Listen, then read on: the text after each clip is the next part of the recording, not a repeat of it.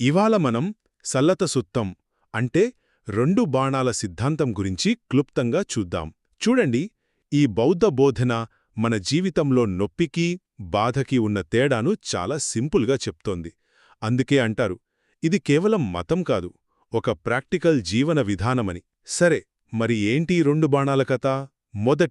మొదటి బాణం. ఇది మన కంట్రోల్లో లేని నొప్పి అన్నమాట. అంటే అనారోగ్యం, నష్టం, ఎవరైనా కఠినంగా మాట్లాడటం, ఇలాంటివి. బుద్ధుడు చెప్పినట్లు ఈ నొప్పిని మనం తప్పించుకోలేం. ఇది జ్ఞానికి తగులుతుంది, అలానే సామాన్యుడికి కూడా తగులుతుంది.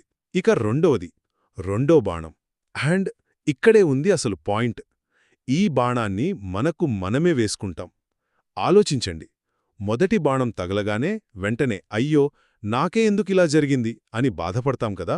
ఆ కోపం, ఆ దుఃఖమే ఈ రెండో బాణం. సో సామాన్య వ్యక్తి ఆ శారీరక నొప్పితో పాటు ఈ మానసిక వేదనని కూడా అనుభవిస్తాడు.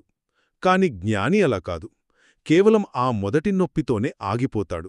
సో ఫైనల్గా మనకు అర్థం కావాల్సిందేంటంటే, అసలు మన బాధకు కారణం నొప్పి కాదు, దానికి మనం ఎలా రియాక్ట్ అవుతున్నామన్నదే.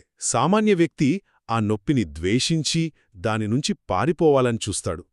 కాని జ్ఞాని ఆ అనుభవాల స్వభావాన్ని అర్థం చేసుకుంటాడు, వాటికి అంటిపెట్టుకుని ఉండడు. అందుకే అతను బాధ నుంచి బయటపడతాడు. సారాంశమేంటంటే, జీవితంలో వచ్చే మొదటి బాణాన్ని మనం ఆపలేకపోవచ్చు, కాని రెండో బాణాన్ని వేసుకోకుండా ఉండటం మాత్రం అది పూర్తిగా మన చేతుల్లోనే ఉంది.